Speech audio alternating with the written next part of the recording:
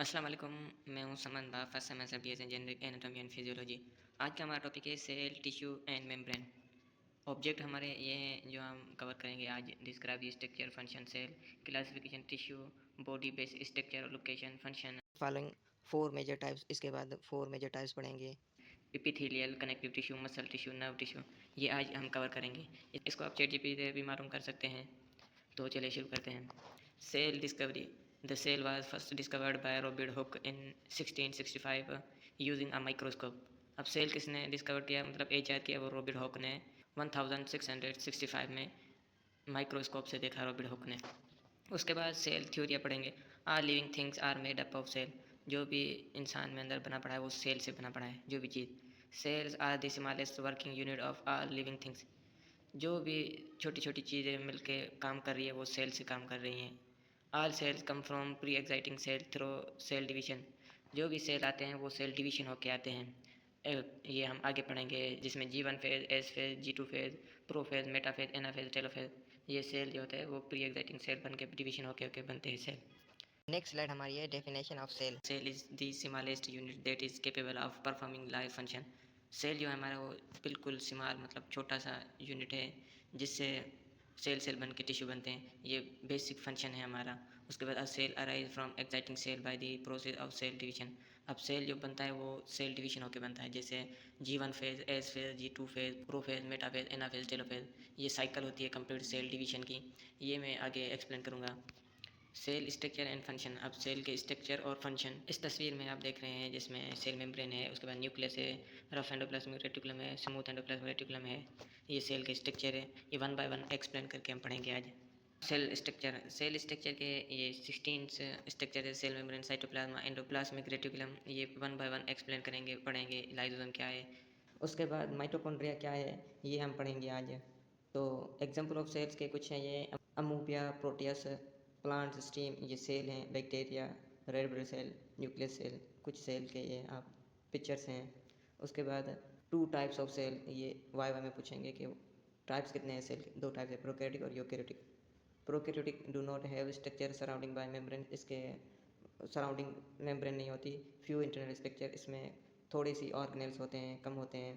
One celled organism bacteria. Prokaryotic हम bacteria को कहते हैं। Eukaryotic contents organelles surrounding bye membrane. अब यूकैरियोटिक क्या है, इसमें अंदर सराउंडिंग मेम्ब्रेन होती है, और ये प्लांट्स में और एनिमल्स का सेल है ये यूकैरियोटिक। मोस्ट लिविंग ऑर्गेनिज्म, इसमें अक्सर ये लिविंग ऑर्गेनिज्म में होता है। प्लांट इस तरफ है और इस तरफ एनिमल्स के, ये दोनों यूकैरियोटिक है। अब सेल के parts one by one explain करेंगे हम। Cell membrane. The cell membrane contents many kinds of protein. अब सेल मेम्ब्रेन में बहुत सारी प्रोटीन्स ऐड होती है, each with a special function. हर किसी का स्पेशल फंक्शन होता है। स्ट्रक्चर देखेंगे अब इसका। The basic framework of the cell membrane contents of a bilayer double layer of phospholipid. अब ये जो सेल मेम्ब्रेन है ये कंसिस्ट दो लेयरों से है, फॉस्फोलिपिड्स की बनी विथ फैटी एसिड। अब यहाँ पे स्ट्रक्चर कंप्लीट होता है। अब चलते हैं नीचे। Outer membrane of cell that controls movement in and out of the cell. अब आउटर मेम्ब्रेन जो होती है सेल की, वो कंट्रोल करती है जो सेल के अंदर आता है और सेल के बाहर जाता है। कंट्रोल सेलुलर ट्रैफिक, जो सेल में सेल की ट्रैफिक है वो कंट्रोल करता है। Protein that Spain through the membrane. Protein जो है वो अपना अहम किरदार अदा करती है और मेम्ब्रेन में अंदर होती है ये। And allow passage of materials. और जो मटेरियल्स जो एक्सटर्नल से इंटरनल में आते हैं वो प्रोटीन देख के फिर अंदर सेंड करती है। उसके बाद इनसाइड द सेल, अब सेल के अंदर nucleus. It is an oval shape organelle. ये ओवल शेप का मतलब राउंड गोल होता है शेप का। Every cell in the body has a nucleus. हर किसी के मतलब न्यूक्लियस में न्यूक्लियस होता है सेल में, सिवाय रेड ब्लड सेल के। Except mature red blood cell, जो मेच्योर हो जाती है रेड ब्लड सेल, उसमें नहीं होता है nucleus. It is the largest organelle. ये लार्जेस्ट ऑर्गेनेल है सेल में। डायरेक्ट सेल एक्टिवेट्स, ये डायरेक्ट सेल एक्टिवेट्स होते हैं। Separated from cytoplasm bye nuclear membrane. अब ये जो न्यूक्लियर मेम्ब्रेन है ये अलग होती है साइटोप्लाज्मा से।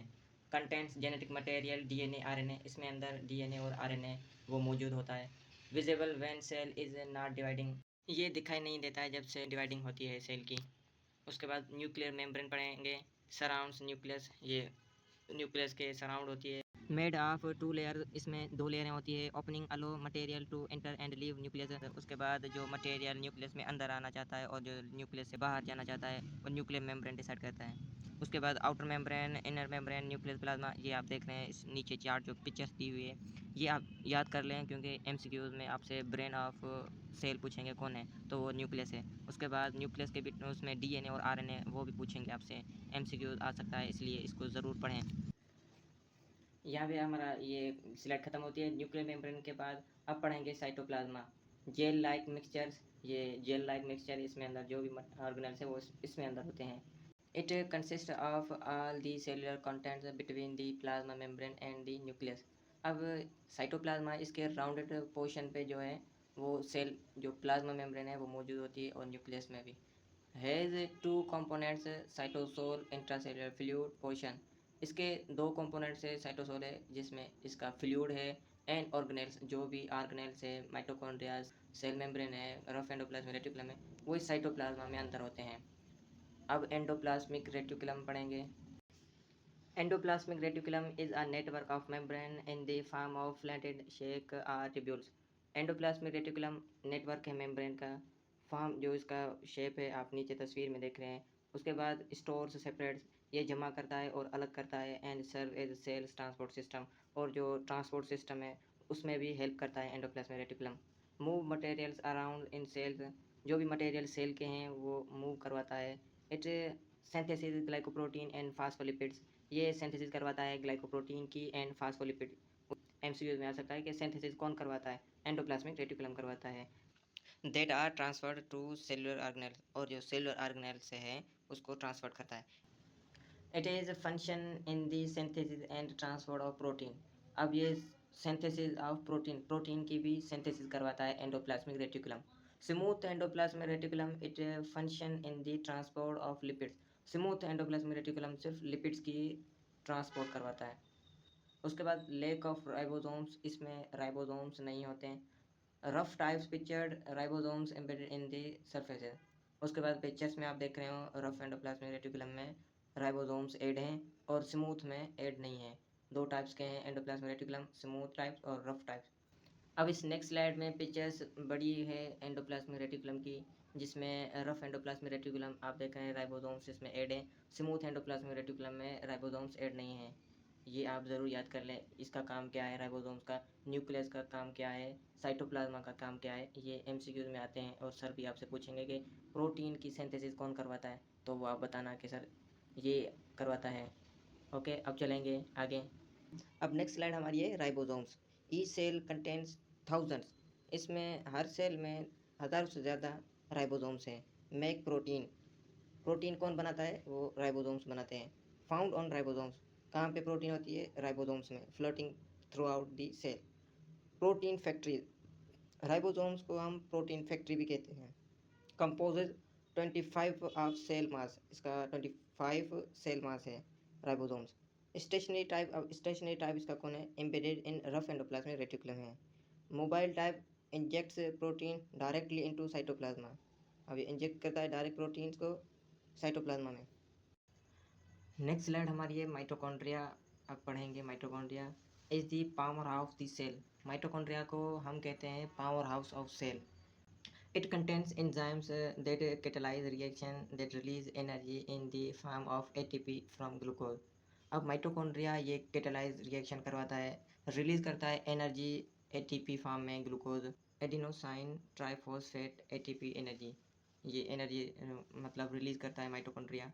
Produce energy through chemical reaction, energy बनाता है केमिकल रिएक्शन से। Break down fats and carbohydrates, ये मतलब तोड़ता है कार्बोहाइड्रेट्स को और फैट्स को।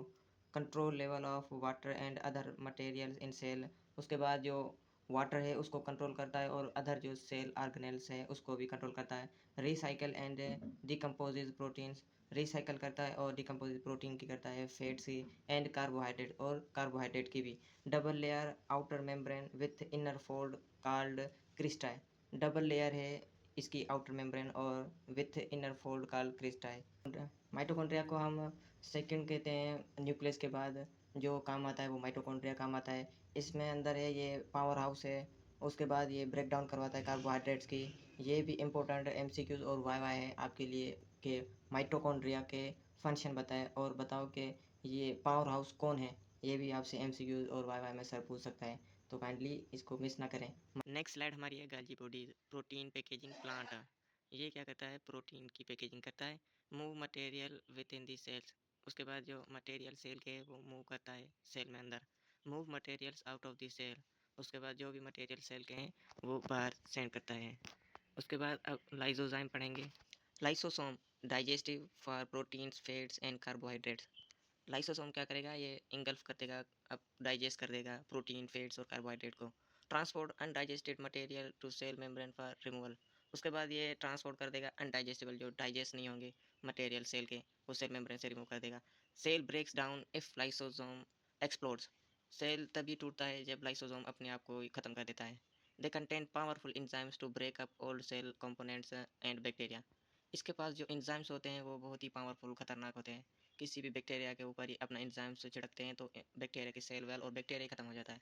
कभी कभी ये अपने आप को भी ख़त्म कर देता है। हमारी सेल के ऑर्गेनेल्स यहाँ पे ख़त्म हो गए। अब है हमारे टिश्यू। टिश्यू के बारे में पढ़ेंगे आगे हम। टिश्यू, सेल सेल मिलके टिश्यू बनते हैं। टिश्यू हमारे connective tissue, epithelial tissue, muscle tissue, nerve tissue, 4 किस्म के टिश्यू है। इसके टाइप्स भी सर आपसे पूछेंगे कि कितने टाइप्स है, तो आप बताना सर 4 टाइप्स है।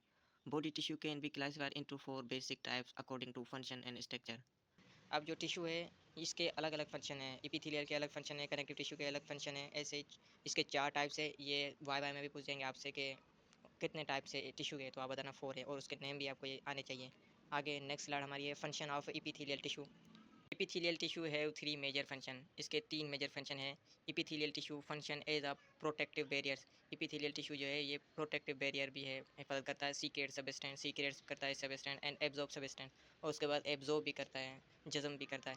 इसके 3 स्ट्रक्चर है, स्क्वामस मतलब फिलेट नमूने, उसके बाद क्यूबाइडल क्यूब शेप के, और कोलमनार टाल। इसका एक लेक्चर मैं एक्स्ट्रा सेंड करूँगा इपिथेलियल टिश्यू का, क्योंकि ये स्क्वामस क्यूबाइडल और कोलमनार ये बड़े हैं और कहाँ कहाँ पे लोकेटेड है ये भी हम पढ़ेंगे। तो यहाँ पे सिर्फ मेजर में पढ़ा रहा हूँ आपको कि ये भी आपसे पूछ सकते हैं कि इपिथेलियल के स्ट्रक्चर बताओ, तो आप बताना स्क्वामस होता है, क्यूबाइडल होता है, कोलमनार होता है। नेक्स्ट स्लाइड हमारी है connective tissue. Connective tissue support and connect body structure. अब कनेक्टिव टिश्यू जो है ये सपोर्ट करता है इंटरनल ऑर्गन को और कनेक्ट करता है स्ट्रक्चर जो भी है ऑर्गन के। It is consist of cells, ये सेलों से बनता है connective tissue, fibers and extra cellular matrix. Fibers और एक्स्ट्रा जो सेलुलर मैट्रिक्स उससे। एग्जांपल है बोन्स है, ये भी कनेक्टिव टिश्यू है। कार्टिलेज है, ये भी कनेक्टिव टिश्यू से बना है। ब्लड है, ये भी कनेक्टिव टिश्यू से बना है। एडिपोज टिश्यू ये भी बना है कनेक्टिव टिश्यू से। इसको अब आगे पढ़ेंगे। अब connective tissue, flat droplets, adipose tissue, cell nucleus, ये जो भी है ये सारे कनेक्टिव टिश्यू हैं।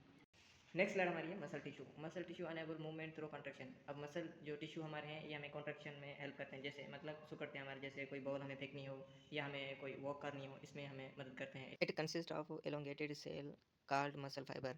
अब जो मसल टिश्यू है इसमें अंदर मसल फाइबर्स होते हैं। मसल फाइबर वो इसमें अंदर एक्टिन और मायोसिन प्रोटीन होती है जो कॉन्ट्रैक्ट करने में और रिलैक्स करने में मदद करते हैं। मसल का कंप्लीट एक लेक्चर में एक्सप्लेन करूँगा नेक्स्ट वीडियो में। इसमें सिर्फ मेजर पढ़ा रहा हूँ जो आपको एग्जाम में और वाई में सर पूछ सकते हैं कि मसल टिश्यू क्या है। तो आगे चलेंगे। There are 3 types. अब 3 टाइप से सर आपसे पूछ सकते हैं कि मसल के टिश्यू कितने हैं, तो आप बताना सर 3 टाइप्स है। स्केलेटल मसल जो स्केलेटन है जो वो वॉलंटरी है, क्योंकि हम इसको वॉलंटरी है मतलब हम कोई चीज़ लें और कोई चीज़ फेंकें, ये वॉलंटरी है। स्केलेटल मसल हमारा वॉलंटरी है। और smooth and cardiac involuntary. Smooth and cardiac ये हमारा इनवॉलंटरी है। हार्ट को तो हम नहीं रोक सकते ना, इसलिए हमारा का हार्ट और स्मूथ मसल डाइजेस्टिव सिस्टम जो हम खाना खाते हैं ये भी स्मूथ है, इनवॉलेंट्री है। तो ये आप ज़रूर याद कर लें। Muscle tissue can be categorize into skeletal muscle tissue, smooth muscle tissue and cardiac muscle tissue. ये 3 हैं जो मैंने एक्सप्लेन किए हैं, और इसकी पिक्चर्स भी नीचे स्केलेटल मसल की ऐसी पिक्चर्स होती है, और स्मूथ मसल और कार्डिक मसल। स्मूथ मसल जो है हमारे वो इस साइड में होने चाहिए, क्योंकि जो है टाइपिंग की वजह से स्मूथ मसल इस तरफ चले गए और स्केलेटल मसल इस तरफ चले गए। तो ये आप करेक्ट कर लेना, समझ लेना, ठीक है, और इसको कॉपी में भी लिख लेना। नेक्स्ट चलते हैं, हमारा नेक्स्ट टॉपिक है nerve tissue. Nerve tissue coordinate and control body function through electrical signals. अब नर्व टिश्यू क्या है, ये कंट्रोल करता है बॉडी फंक्शन और उसके बाद इलेक्ट्रिकल सिग्नल जो इसके में अंदर होते हैं। उसके बाद it consist of only 2 principal type of cells. इसके 2 कंसिस्ट ऑफ प्रिंसिपल टाइप्स हैं, न्यूरॉन्स एंड न्यूरोग्लिया। इसके प्रिंसिपल आप ज़रूर याद कर लें और कॉपी में लिख लें। इसके प्रिंसिपल है न्यूरॉन और न्यूरोग्लिया। सर वाई में मुझसे पूछा था कि प्रिंसिपल नर्व टिश्यू के कौन से हैं, तो न्यूरॉन और न्यूरोग्लिया ये आप ज़रूर याद कर लें। थैंक यू सो मच, आपने हमारी वीडियो लास्ट तक देखी। इंशाल्लाह हम नेक्स्ट वीडियो फिर से लेके आएँगे। तब तक के लिए अल्लाह हाफ़िज़।